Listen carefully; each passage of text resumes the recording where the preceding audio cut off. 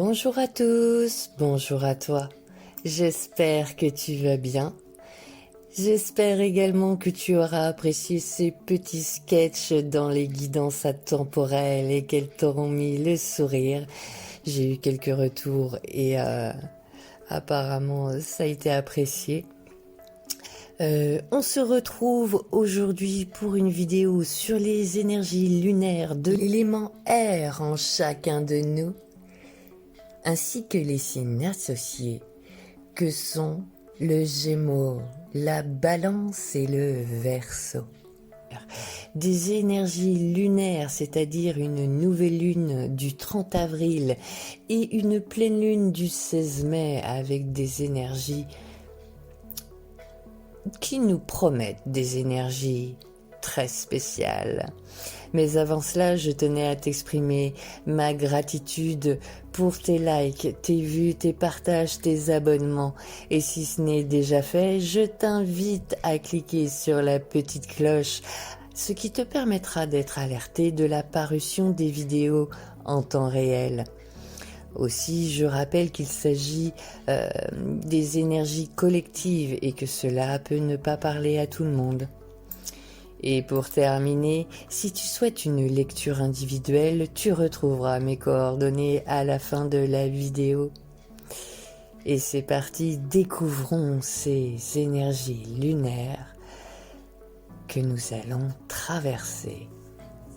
Alors, pour cette nouvelle lune du 30 avril, une nouvelle lune particulière puisqu'il s'agit également de la première éclipse solaire de l'année. Et une éclipse qui ne sera pas des moindres car elle sera en conjonction avec le nœud nord qui est en Taureau actuellement et Uranus. Et ces énergies ouvrent la possibilité de changements positifs durables dans nos vies pour les mois, les années à venir. La rapidité avec Uranus peut se faire sentir. Retournement de situation, coups de théâtre sont à prévoir. Ces énergies nous obligeront à se poser les bonnes questions, à continuer ce travail d'introspection en nous avec cette envie de vaincre et d'oser s'affirmer, surtout si jusque-là ce n'était pas le cas. Nous pourrons aussi ressentir du stress, de l'agitation, de l'anxiété et c'est normal. Ces inconforts nous permettront de réaliser justement que nous ne sommes plus alignés et ce qui nous aidera justement à oser ce changement. Nous pourrons ressentir fortement cette transformation, à suivre ces changements, notamment quand nous suivrons ce qui vient de nos tripes. Pour certains, certaines, ce sera peut-être même un événement extérieur qui demandera cette transformation, ce changement, cette évolution en nous-mêmes. Ces énergies nous demanderont également de ne pas hésiter à s'attaquer aux détails, à travailler dur pour nos projets et nous invitent à vivre consciemment davantage de liberté. Affirmation de soi, persévérance et patience seront les meilleurs atouts pour cette libération, cet éveil de conscience.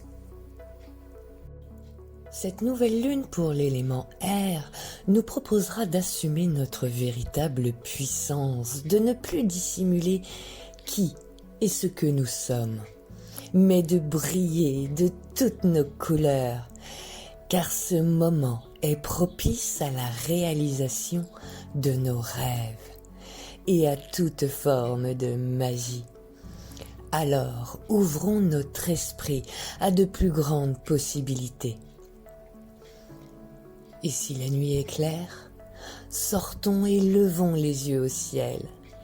J'espère que vous verrez les étoiles scintiller et si nous sommes chanceux, nous pourrions même observer la Voie lactée tourbillonnante se répandre à travers l'obscurité. Et puis, la voilà, la lune, indéniable dans sa gloire et son pouvoir. Elle déplace la Terre elle-même, la stabilisant en orbite.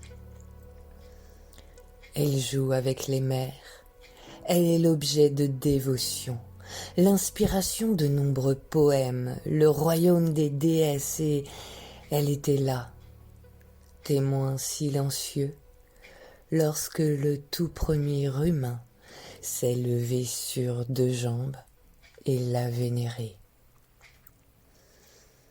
Génération après génération, nous nous sommes tenus pieds nus sous cette même lune, priant, offrant nos intentions, dansant et attirant à nous son gracieux pouvoir.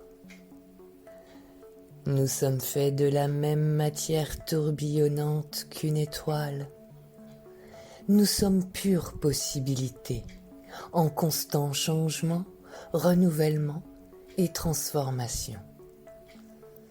Alors, prenons le temps de reconnaître ce pouvoir en nous et de nous en réjouir, car notre prochaine étape est le précurseur de notre futur moi.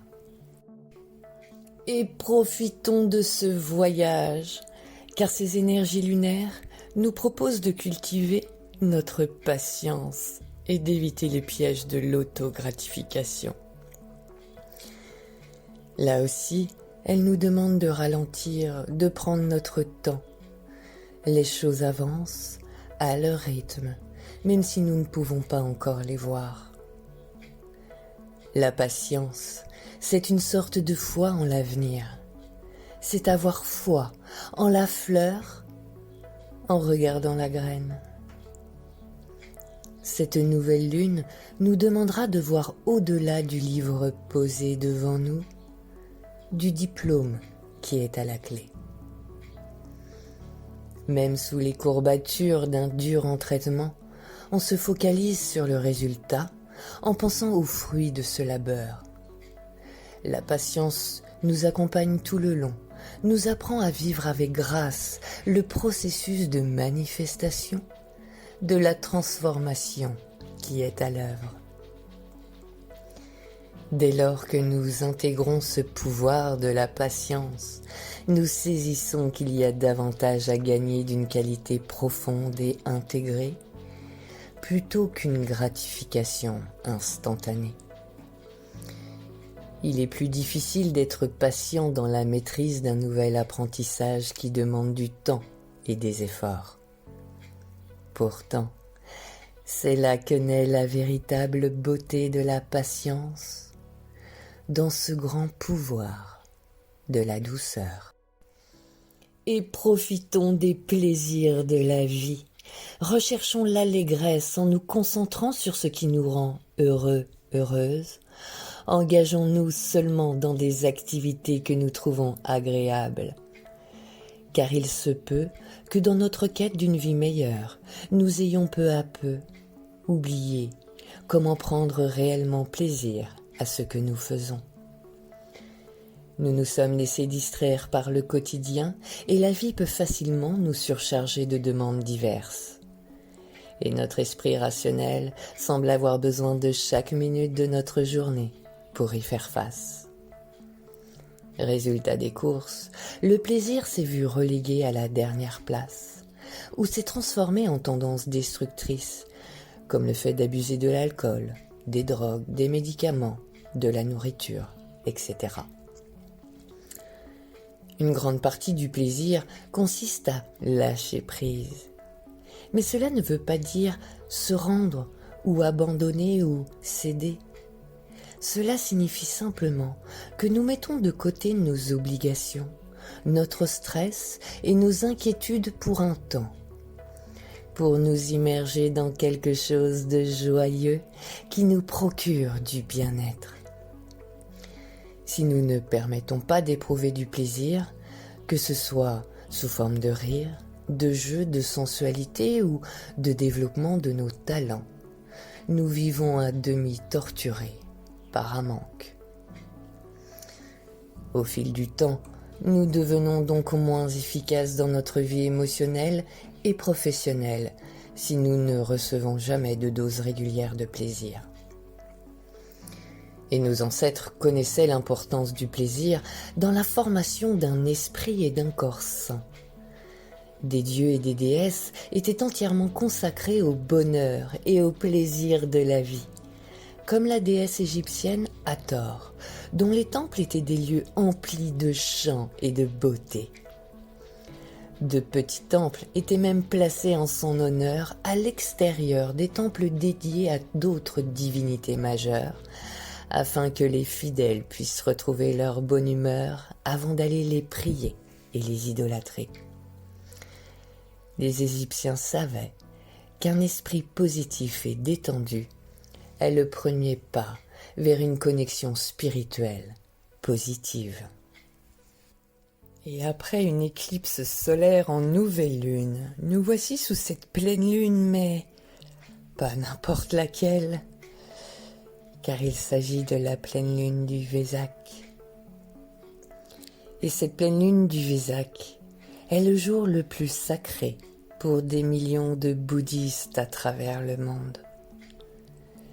C'est le jour où, il y a 2500 ans, c'est-à-dire à peu près 623 avant Jésus-Christ, que Bouddha est né. C'est aussi ce jour où Bouddha a atteint l'état d'illumination et où il est décédé. Des millions de personnes ont été marquées par les enseignements du Bouddha et par son message de compassion, de paix et de bonne volonté. Et aujourd'hui, des millions de personnes suivent son enseignement. Et son message est aujourd'hui plus que d'actualité. La paix, la compréhension et une conception de l'humanité qui transcende les différences nationales, internationales, et qui est indispensable pour faire face aux complexités de ce monde. La tranquillité d'esprit est l'un des plus beaux cadeaux que nous puissions nous offrir. Laissons aller le drame et entourons-nous de personnes qui ne l'utilisent pas comme une arme. Permettons-nous de nous reposer pour changer et ainsi nous donner la possibilité de nous défaire de ce dont nous n'avons plus besoin. Ainsi, nous faisons de la place pour la paix. Car pour la majorité, nous sommes toujours inquiets, nous, les gens civilisés.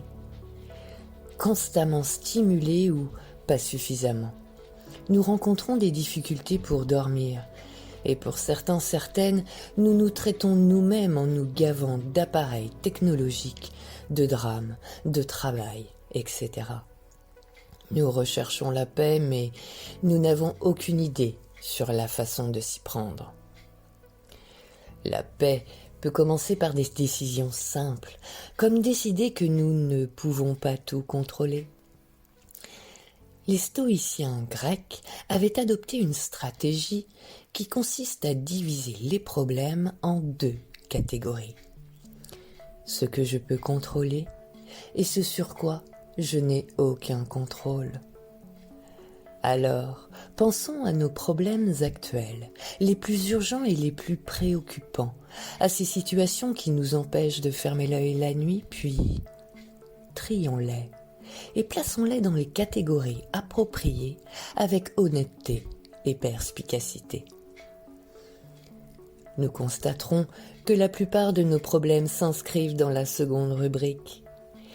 Les stoïciens considéraient que tous les soucis énumérés dans cette liste ne méritent plus notre attention puisque ils ne dépendent pas de nous. En revanche, ceux listés dans la première catégorie sont ceux qui nous influencent le plus et desquels nous obtiendrons le plus de changements. Bien que cela semble simple, nous nous ferons beaucoup moins de soucis et constaterons rapidement une paix d'esprit. Nous constaterons également que nous sommes plus concentrés et conscients de ce que nous faisons en temps réel. Préférons vivre dans le calme, dans un environnement beau et paisible. Soyons conscients, conscientes de ce qui nous apporte tranquillité et bien-être. et choisissons de ne pas ruminer les soucis car c'est comme ruminer un chewing-gum. Ce n'est pas vraiment nutritif pour notre esprit, mais cela lui donne juste quelque chose à faire. Et au fil des saisons, revient toujours le moment où les promesses du printemps se manifestent. Dans les champs jachères dans lesquels nous avons semé, les cultures poussent et bientôt prêtes pour la récolte. Puis, enfin, les arbres ont fleuri et voilà que les fruits sont mûrs. C'est l'heure de la récolte. En effet, lorsque nos réalisations portent le fruit, que ce soit une plantation, un projet ou un changement personnel, c'est le moment idéal pour fêter notre réussite et célébrer tout ce pour quoi nous sommes reconnaissants. Nous avons peut-être dû travailler dur pour que cela se réalise. Nous avons peut-être dû faire preuve de beaucoup de patience et sacrifier beaucoup pour y parvenir. Mais sous la lumière de cette lune des moissons, il est temps d'être heureux, heureuse de notre succès et de le partager avec d'autres. Nos ancêtres dansaient, chantaient et fêtaient la réalisation de tout ce pourquoi ils avaient si durement travaillé. En exprimant leur gratitude à Dieu, la source, l'univers, la vie, pour son aide. Ces temps de grande énergie sont aussi des temps pour nous concentrer sur le soin de notre corps, car cela peut être éprouvant pour notre système. Et ce cycle lunaire nous aidera à faire l'expérience du flot et de l'équilibre inné de la nature. La lune nous l'enseigne chaque mois, par sa progressive et paisible course, croissante ou décroissante, ponctuée de phases d'équilibre parfaites. Il est donc utile de savoir où se situent nos déséquilibres et de prendre une décision pour aller vers une version plus équilibrée de nous-mêmes, mais également de cultiver cet équilibre de paix et de récolte. Pour cela, l'introspection peut nous aider, notamment à identifier nos trop ou pas assez, car il est primordial d'être honnête avec soi-même pour distinguer toutes les nuances qui s'offrent à nous. L'ancrage peut également nous aider dans cette recherche ou consolidation de l'équilibre, en recevant cette énergie puissante provenant du sol. S'offrir une vision plus réfléchie et équilibrée avec soi-même permet d'accéder à une véritable paix dans sa vie. Atteindre notre équilibre et le cultiver nous permet de comprendre que nous ne souhaitons plus nous sentir submergés et encore moins en faire notre mode de vie par défaut. Des énergies lunaires puissantes, une éclipse solaire en nouvelle lune pour débuter, puis cette pleine lune du Vésac pour nous plonger dans ce nouveau cycle, ce nouveau départ que nous vivons en nous-mêmes mais aussi collectivement. Des énergies de transformation, de changement, d'évolution de nos consciences pour faire émerger en nous cette paix, cette compassion et cette nouvelle conception de nous-mêmes, et ainsi les voir s'élargir au monde. Une nouvelle lune couplée à une éclipse solaire qui nous proposera de cultiver cette volonté et cette patience en nous-mêmes, tout en prenant plaisir dans ce que nous entreprenons. Car si nous ne prenons pas plaisir, cela impacte nos énergies et notre chemin peut nous paraître plus difficile qu'il ne l'est. La vie n'est pas que du sérieux, elle est aussi plaisir.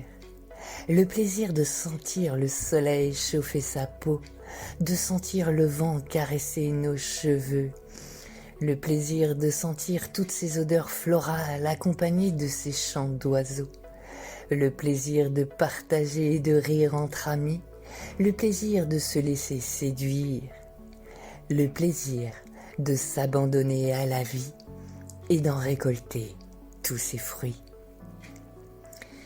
Car cette pleine lune du Vésac nous propose de cultiver ces énergies de paix, de récolte et d'équilibre, où se choisir est plus important que d'y renoncer.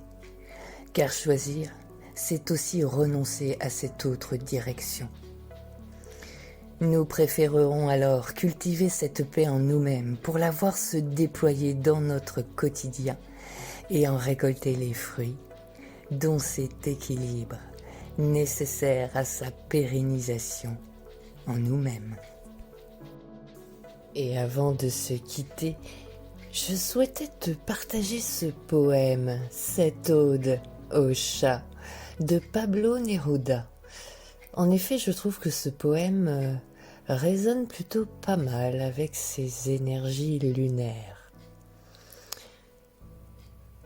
Alors voilà. Au commencement, les animaux furent imparfaits, longs de queue et tristes de tête. Peu à peu, ils évoluèrent, se firent paysages, s'attribuèrent mille choses, grains de beauté, grâce, vol. Le chat, seul le chat, quand il est apparu, était complet, orgueilleux, parfaitement fini dès la naissance, marchant seul et sachant ce qu'il voulait. L'homme se rêve poisson ou oiseau, le serpent voudrait avoir des ailes, le chien est à lion sans orientation, l'ingénieur désire être poète, la mouche étudie pour devenir hirondelle, le poète médite comment imiter la mouche, mais le chat, lui, ne veut qu'être chat. Tout chat est chat, de la moustache à la queue, du frémissement à la souris vivante, du fond de la nuit à ses yeux d'or. Il n'y a pas d'unité comme lui, ni lune ni fleur dans sa texture, il est une chose en soi, comme le soleil ou la topaze, et la ligne élastique de son contour ferme et subtil est comme la ligne de proue d'un navire. Ses yeux jaunes laissent une fente où jeter la monnaie de la nuit. Ô petit empereur sans univers, conquistador sans patrie, minuscule tigre de salon, nuptial sultan du ciel, des tuiles érotiques, tu réclames le vent de l'amour dans l'intempérie. Quand tu passes, tu poses 4 pieds délicats sur le sol, reniflant, te méfiant de tout ce qui est terrestre, car tout est immonde pour le pied immaculé du chat. Ô faux valetier de la maison, arrogant vestige de la nuit, paresseux gymnaste, étranger chat, profondissime chat, police secrète de la maison, insigne d'un velours disparu, évidemment, il n'y a aucune énigme en toi. Peut-être que tu n'es pas mystérieux du tout, qu'on te connaît bien, et que tu appartiens à la caste la moins mystérieuse. Peut-être qu'on se croit maître, propriétaire, oncle de chat, compagnon, collègue, disciple ou ami de son chat. Moi non, je ne souscris pas, je ne connais pas le chat.